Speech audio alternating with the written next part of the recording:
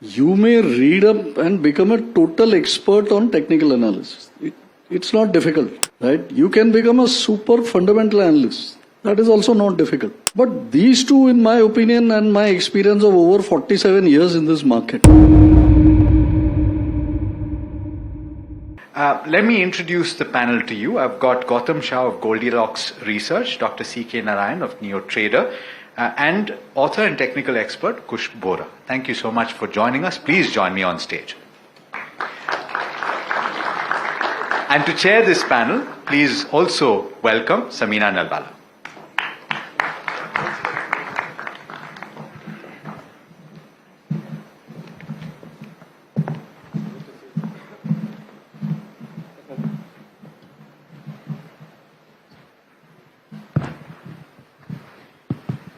Hi. Thank you, gentlemen, and thank you, audience. So, we started the fundamental conversation by, I think Alex talked about how mutual funds said that they saw record inflows. Investors were waiting on the sidelines. When you're buying for 5 years and 10 years, the story is very different. We also know that it's trading last week or this week was not for the faint-hearted. If you're a trader, it's more than likely you've lost money. Now, just for the sake of predicting, and because reading charts is truly a science, right? And I'll start with you, Dr. Narayan, first, because you've got 4 decades of experience, veteran of the Lal Street, and you're a very well-known columnist as well. And you put this out a few weeks ago. I don't know if our viewers know, but Dr. Narayan puts out an annual prediction at the start of the year. And at the start of 2024, he said that Jan to June would see a slight uptick. June would be a tough month of consolidation. And July to the end of the year, we would resume an uptrend. You want to tell our viewers and our audience how things are going to look from here till the end of the year? And of course, if 50,000 could be a reality in the next 5 years. Well, we all wish 50,000 becomes a reality, no doubt. But insofar as the annual projection is concerned, which I did on the channel also, it's worked out pretty decently so far because the market has been moving up. At least until May we had this projection. Now, as you mentioned, I did have June and a little bit of July as consolidating months. And the turn of events has been such, and subsequent to July, end of July, I also see the market moving up. And this is a cycles-based forecast that I make every year, and I've been making this for past couple of decades. Pretty much it comes out reasonably well, mainly because cycles dominate human behavior, right? And market is nothing but an expression of human behavior, human thought. So cycles may change now and then, but they pretty much hold their own for a long period of time. And in this year, the only change from other years that we had this major event, which was the election. But the cycles for 2024 were so clear that even a major event like this, and it has turned out to be a pretty major event because it was so out of expectations. Writing in the letter, for last week, I had mentioned that lead up to the election was a little hesitant. So people were hesitant going into the election, but the exit polls simply clobbered everybody and changed their idea about what is ahead.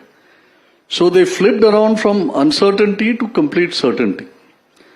Now we must see this in the context of the lead up of the whole market, which has been going on for about a year or two. The strength market. All that was based upon a sense of certainty of the trend, largely owing to the clarity of policies and trends, etc., because of the Modi government. Since the expectations were also that this government would continue, and the exit polls made that into a complete certainty, the results were totally antithetic. I think that is what produced a huge shift from certainty to doubt. I think CLSA has a report out on this, which is, I think, titled that we have moved now from absolute certainty of the trend to lots of questions about the trend. No doubt, the swearing in of the government and all will pacify a lot of that sense of disquiet. But I think nagging questions will still remain in people's mind, which will prevent such a strong move to be seen again in the second part of So do you feel like year. it could be range bound between July and December, or No, strides not will range make- bound between July and December, because the cycles are very clearly up, Okay. and I do not see any hindrance to that cycle as yet. Yes, June and July, the event that has just transpired will certainly, or has certainly, created a sense of uncertainty, and during uncertainty the market does only two things. Either it consolidates or it declines. Okay. It never goes up. For it to go up, new money has to come in, new conviction has to come in, and a lot of people, including individual investors who are pumping money in SIP, have to develop a sense of certainty about the trend again, about the markets again. Now that, in my opinion, most people, small investors, medium size or large funds, FIs, anybody, any participant, they will wait for some documents to come from the government which will indicate a pathway of how things are going to roll out. I think the first of those documents will be the budget. Now, we can reasonably estimate that the budget will be somewhere between 15th to 30th of July. Yeah. So I don't think till we reach somewhere around the middle of next The month, will resume. we are not going to have anything but sporadic rallies, which will also see kind of Sellouts pullbacks, and which is typically what we call a ranging market. Right. Very fair point. You want to find the next front line, right? Because a mid cap can become a large cap, and large cap can't become an extra large cap. Dr. Narayan, PSU stocks have been such a talking point, and I mean, case in point, up until Monday, we were all so constructive on defense, railway, anything with any sort of policy continuity was a clear buy. Fundamentally, technically also they say you bet on strength, not on weakness, so those stocks were doing well. How do you feel about this space right now? Do you feel like PSUs, PSCs could still lead the way, and the current time is a good opportunity to buy these stocks, not for 5 years, because it's always easy to make a 5-year call, but between now and maybe the next 6 to 12 months? The thing with PSU entire basket is that it was a shunned area of the market in the past, right? Nobody wanted to own them. Nobody meaning nobody. And then this Modi government did various things. Introduced PLI schemes, introduced policies, changes, revamped the outlook for this entire space. And suddenly this whole space became attractive, and it moved from being a shunned sector To a love sector. to a loved sector. Now, when a movement like that happens, there is bound to be some excess which will creep into that sector. I think that is what has happened.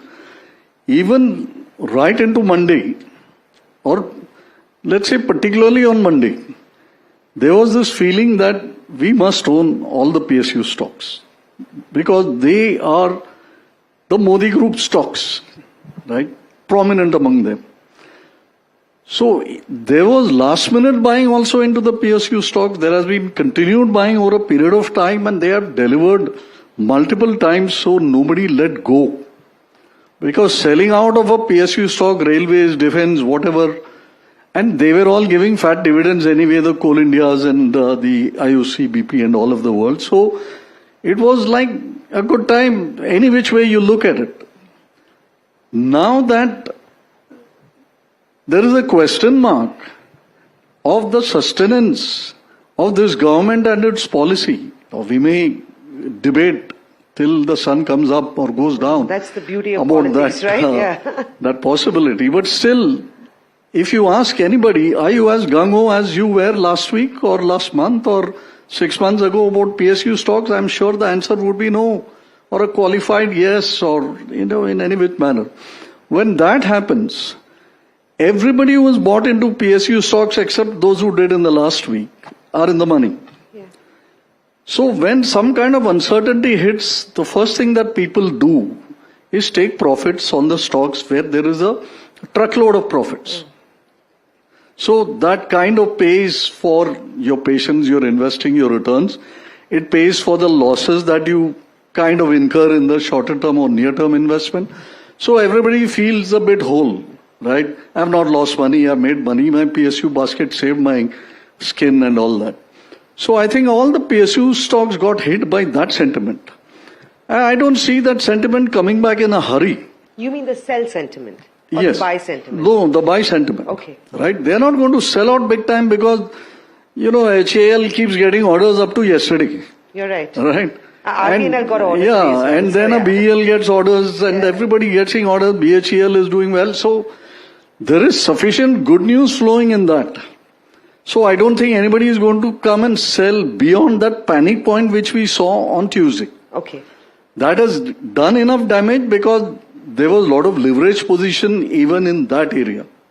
But Okay, do those stocks look good on the charts even now to buy after a 20-30% fall we've seen? No, I would not really buy them. I would trade them. You would trade them. That's it. So I would trade them for very short cycles. How do you define short cycles? A few Well- days? A few hours? No, that is too much of a short cycle. That's a kind of scalper's zone. But so you're not a day trader recommendation. But I'm happy to be a day trader. I'm happy to be a positional player Yeah. also.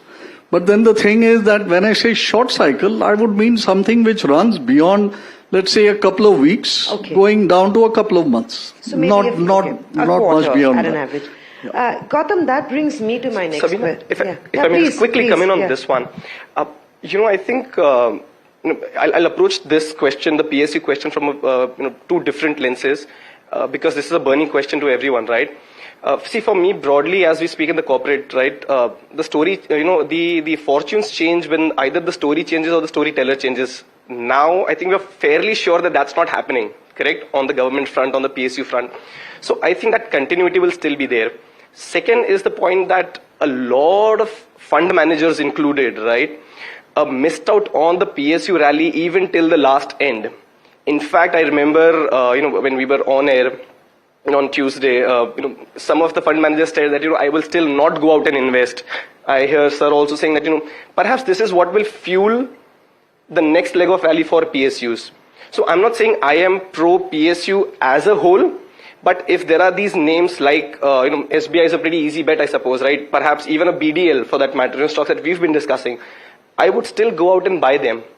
At the current price, or At the you'd current wait for price. a further dip? No, Okay. that's exactly my point. We were all waiting for a dip because we all knew they were And expensive. nobody can ever time the market. Let's Precisely. also be honest. But the market's done what it would have in 3 months in a day's time. In a day's time. So you've So got where the we price live in correction. the age of instant gratification, right? I mean, even markets, who knew? Yeah. But that's exactly what has happened. So I'm still constructive on PSUs, maybe a little selective. I'll come to you for the next HDFC in a minute. But Gautam, and I think I'll take a cue from Dr. Narayan. What traders, investors alike tend to do is you take profits from the stocks that are doing well. You very rarely cut your losses. And I think that's the biggest problem, right? If you're spotting a stock that's 5% lower, you will not get out, hoping for the best. Usually it turns out to be wrong. You will lose more money and that's the end of it. How critical is this space in terms of a trading strategy today? Would you buy these PSU stocks? Or if you've made your money, you check out, don't look at them again, and maybe bet on an HDFC bank, like you said. So rebalance for me. Where would the bias sit now for you? See, I think it's important to understand the market environment. Certain bull markets are like test cricket. You don't do much. You're just there on the crease, taking those singles and make serious amount of money over many years. If you try and play T20 on a wicket, which is for test cricket, you don't end up creating wealth. Yes, there is entertainment, there is some income on a monthly basis, but there's no real wealth. It's just cash flow. Absolutely. So I think for the last 3 years, it's been a period where you could have created serious wealth. And I think as a technique, I have always used a simple moving average in many of the stocks. Because, you look at a Tata Motors or the HALs of the world, use a simple moving average, have it plotted on the weekly chart. Till that average does not break, you stay in the game. you'll be amazed to know that you would have actually played 5x, 6x without averages being broken. But coming back to your point on PSU, I think for 6-7 years they were under-owned, under-analyzed, and not understood. Not understood. Right? And they were all trading at levels of 4-5 PE. And when I used to have discussions with my analysts, you know, the talk was at some point of time it will show up on the charts. And they showed up.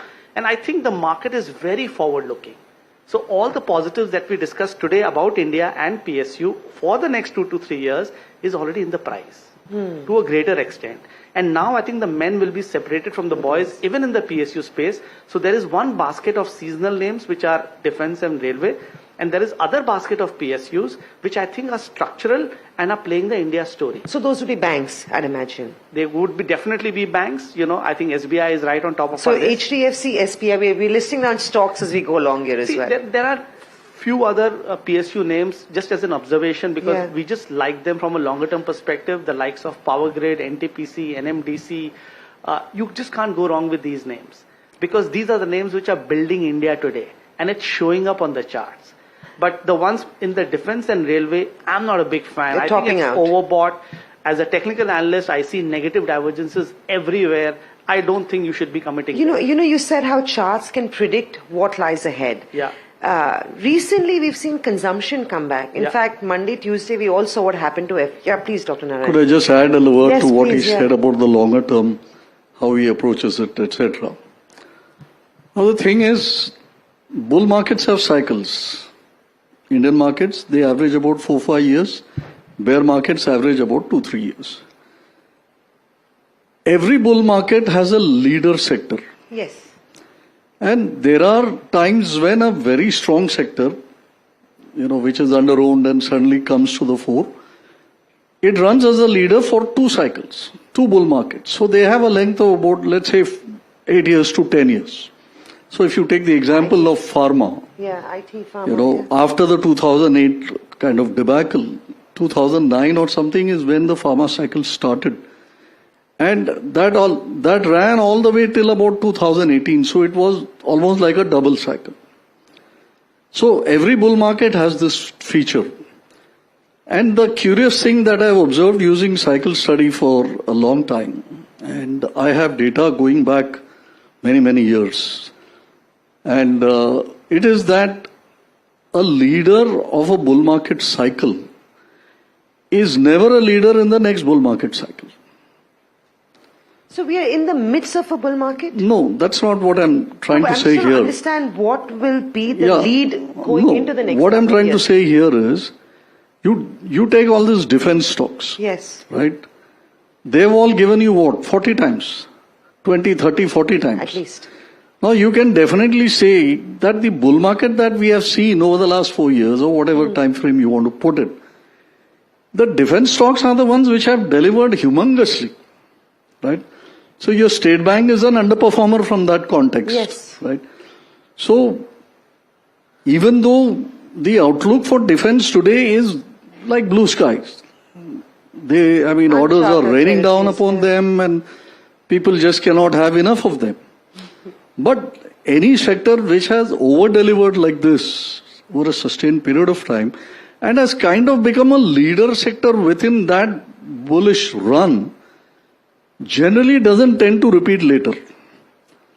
So to take the other point made by Kush here, saying that selectivity is required now, whether it is PSE or any other sector, wherever there has been very large dynamic gains, I think you have to turn very selective. To go and buy HAL just because it got new orders and, it's going to do this and that.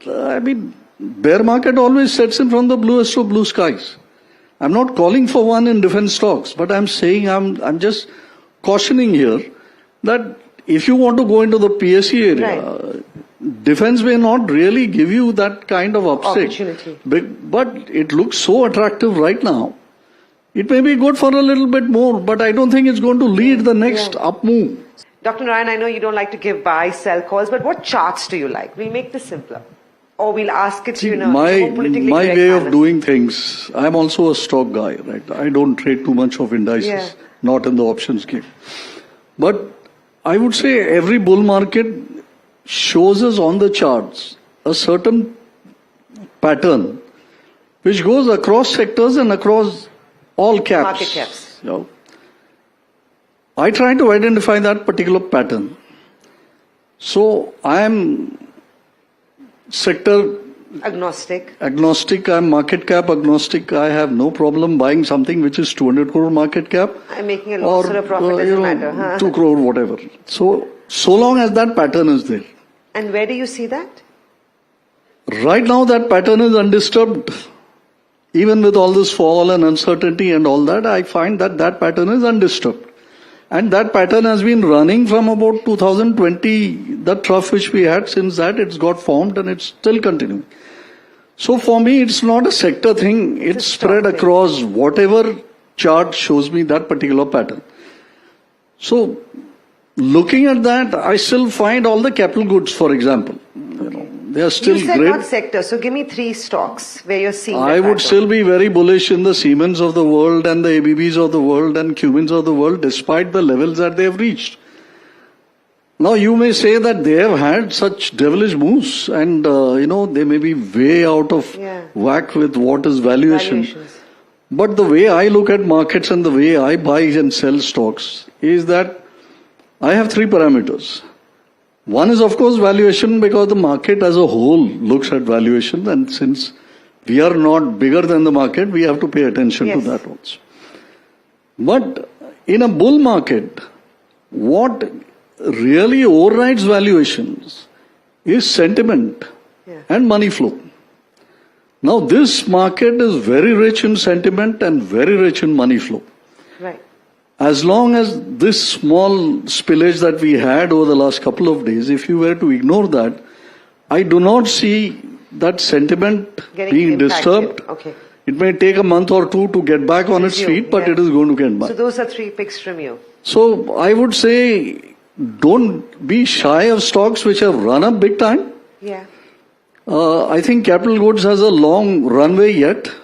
So pick the best in them and pick the ones which have the pattern. Now, one question I'd love to ask, but we'll take viewers, where it's very easy it's easier to tell you what to buy. No one ever tells you when to quit, right? At what point do you exit? And that's where I think a whole bunch of retail investors land up getting stuck. So anybody wants to take this quick, short answer, and then we'll open it to the audience. Thanks a lot for the opportunity. Yes. My name is Jigar Shah. I'm a banker. Firstly, Gautam, it's heartening to know that the banks are going to come back. It's been sideways since some time. The question to anyone can answer, it's not a technical question. We've seen in last 5 years in the government, and now the government is going to come back again. A lot of capital got attracted to the new age companies. We've spoken about, PSUs, metals, and so on and so forth. What about these new age companies? Because a lot of capital has gone there, whether it's digital, whether it's solar, whether it's EV. Since you guys are more closer to the markets, what do you see and which pockets are going to outperform? If you can give names of companies or sectors, that would be great. A version of this. You're asking about newer areas to invest. Why do you need newer areas? 2000 stock road trade hote hai bhai. And there is enough money to be made in what is existing here. What a simple way to look at it is, follow the steps of the big guys.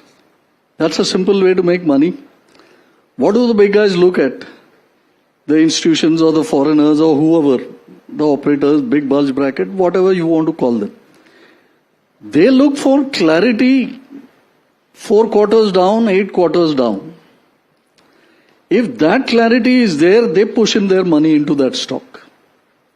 Now, if that is supported by a sectoral tailwind, they push in more money into it. So this is the thing that you got to look at. Every quarter that information is coming to you for free.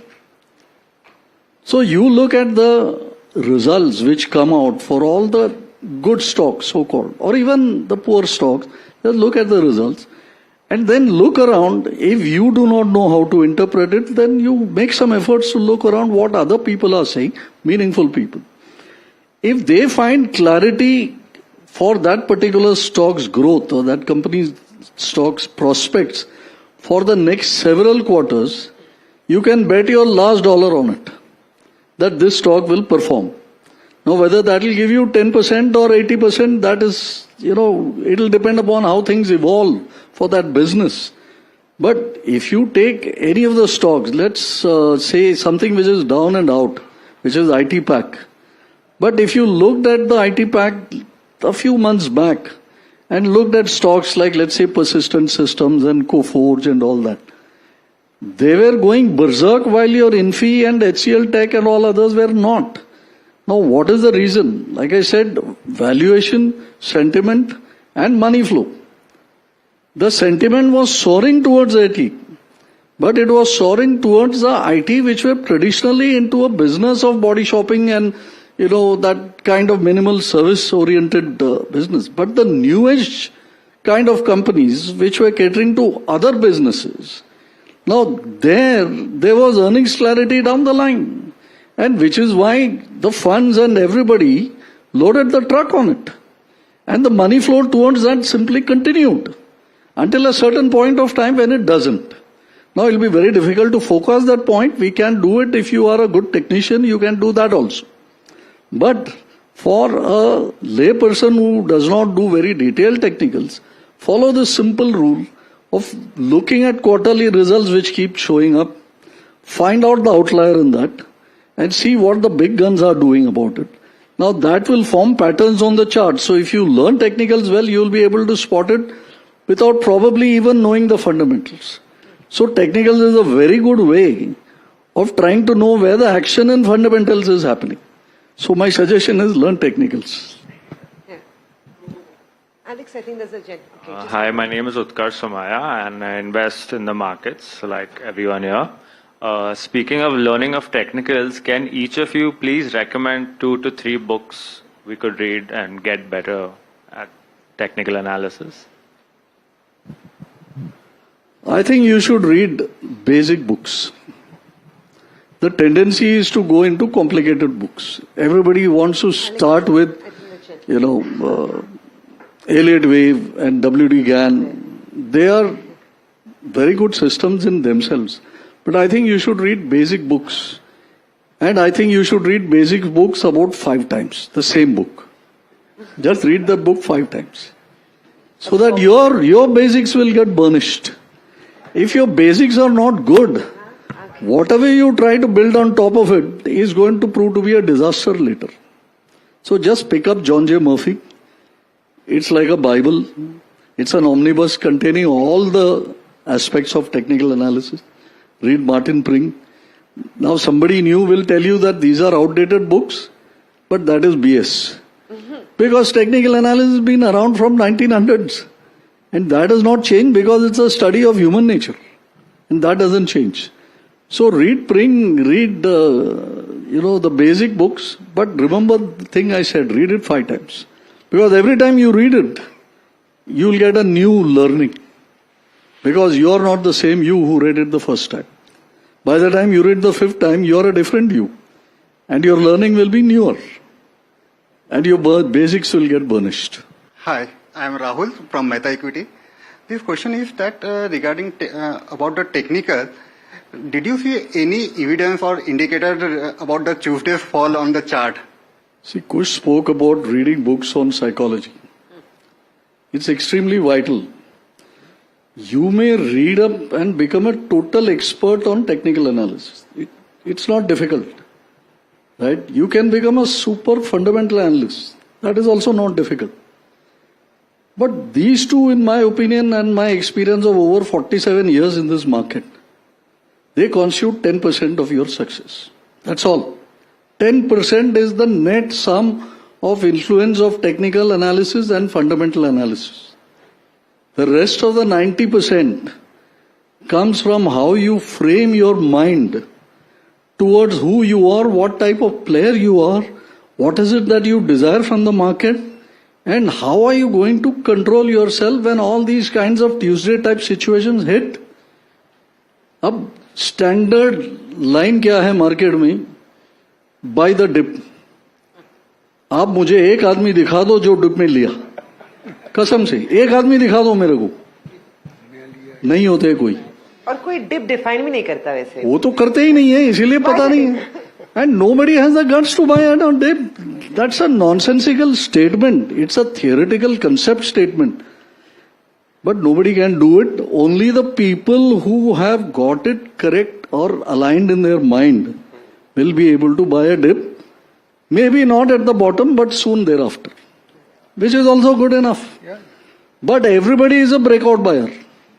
Everybody, including mutual funds. They are not immune to this also. Because breakout buying is easy. It is so evident that even a child can spot it. So, many of your technical tools are designed towards breakout. Many systems are designed towards breakout. There are very few systems designed towards buying dips. So, the moving average technique which Gautam spoke about is a mean reverting strategy, right? But when it reverts to the mean, either कलेजा किसके पास है लेने के लिए? They think it will go lower. And that is where all the other part, the 90% which I am talking about really comes in. Becoming a technical analyst is not a difficult job. Becoming a fundamental analyst is not a difficult job. Its limited contours can be learnt. But बाकी जो 90% है ना, it's an on-the-job learning. But किताब तो पढ़ो पहला. I'm Anil Maheshwari, investor. I wanted to find out, has the market bottomed out on the 4th? Do you all think it has bottomed out on the 4th of June? And the second question is, has the mid-cap and small-cap index made a double bottom? See, the very fact that you are asking that question from an analytical perspective says that the bottom is not in. Not come. See, there is a branch of technical analysis called Elliott wave. It is slightly esoteric. But within Elliott wave, it clearly says that when everybody is looking for a bottom and wants to buy that bottom, that's only part of the correction. So when you say part of the correction, it means that the correction will go on for a little while. Now, if everybody in this room feels that the market is bottoming out and I missed this glorious chance to buy on the 4th, then you can take it for sure that 4th is not a bottom. But if you're the only guy looking for that bottom, then there is a possibility that it might have bottom and everybody else is waiting to sell. So consensus of opinion about bottoms seldom work. It's only, see, if you go back to big bottoms of this market, say August 2013, nobody wanted to own shares. Nobody. They were just throwing them away. And that is when the Nifty was at 5,800. Okay, the Nifty. And they were just throwing it away. And the same situation repeated in February of 2016 when everybody was so mortally afraid that capital gains tax was to be imposed. And nobody wanted to buy any stock. Those were the two significant bottoms. Now COVID was a huge reset and everybody said COVID से bull market शुरू हुआ. अब 2020 मार्च का buyer इधर कोई है तो हाथ उठाए. बहुत बढ़िया. So, but only 2 out of so many, right? So now you think of the millions who are there, there'll be only a very few people who can get their mindset right and their analysis correct to buy those bottoms. Right. At the bottom, the sentiment is how much more will it fall? So you will never get that answer unless you are able to analyze it yourself and look around you. So some amount of analysis will be required for that. This question is we've for got two last Dr. ones and C.K. then Narayan. And of course, both of you can also take it. The sir talk about that he sees certain pattern on the chart, the before taking the call or a trade. So sir, can you just throw more lights or label that or name that pattern? See, for me to describe that pattern, you will have to have some knowledge of technical analysis. Right? So, instead of naming this pattern, which is a little more detailed, okay, I'll put it more simply. What is required for you to make money from the market? That is the existence of a trend. जिस stock में trend नहीं है आप कुछ भी कर लो रुपया नहीं बनता. So first thing for you to find out is there an existence of a trend? Then the second thing which you have to find out or you can make your own pattern, is for persistence of the trend. Is the trend persisting? Now you have a variety of tools to gauge that. The third thing that you need is there is some evidence of reversal of a trend. Now again, there are tools set which you can get for knowing the reversal of the trend. There is a big difference between reaction and reversal. So you need to be able to know technicals in a manner or marshal your tools in a way that you are able to tell apart a reaction from a reversal. Because a reaction is within the trend. A reversal signals the end of the trend. So whenever you make up a system, it should be a kind of a combination of this. Now since you are nodded your head saying that you know some technicals, I'll tell you a simple way. Now moving average is something which Gautam swears by. I also swear by it. Because there is nothing simpler, nothing clearer than a moving average. Okay? Because it's a straight binary. Either it is a yes or it's a no. There is no halfway about it. So you need to have a moving average on your chart. Now, assuming that you are not a day trader and assuming you are looking for some sort of a long pull, few months, few years, you need to pick the chart accordingly. So you cannot be looking at hourly charts or 30-minute charts and all that. So assuming you are an investor, you should have a weekly chart. So you plonk your moving average on the weekly chart. Now the period is something for you to judge. How aggressive you are, how laid back you are, how much room you want to give it to breathe. 25-week average, 50-week average, 20-week, whatever. You decide on the moving average. Now that's your long-term indicator. The other aspect of a trend is existence of momentum and persistence of momentum. So you need to have a good, reliable momentum indicator. So a very widely used momentum indicator, I would say 99% of technical analysts across the world will use RSI. So you rig up an RSI there. And there is another beautiful indicator made by the same developer of RSI called Wallace Wilder. He also designed something called the ADX system or the DMI system.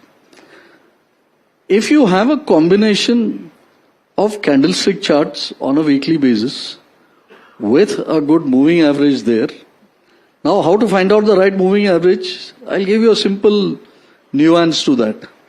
That moving average should have worked in the past. नहीं तो हर एक आदमी का एक एक period है. The simple rule of the thumb is, if it has worked in the past, it is a chance to work in the future. So if that is some 37 period moving average, so be it. Nobody needs to be wedded to a 20-day moving average. That is just in papers and magazines. So you pick that moving average, put it on a candlestick chart, right? So that patterns are clear.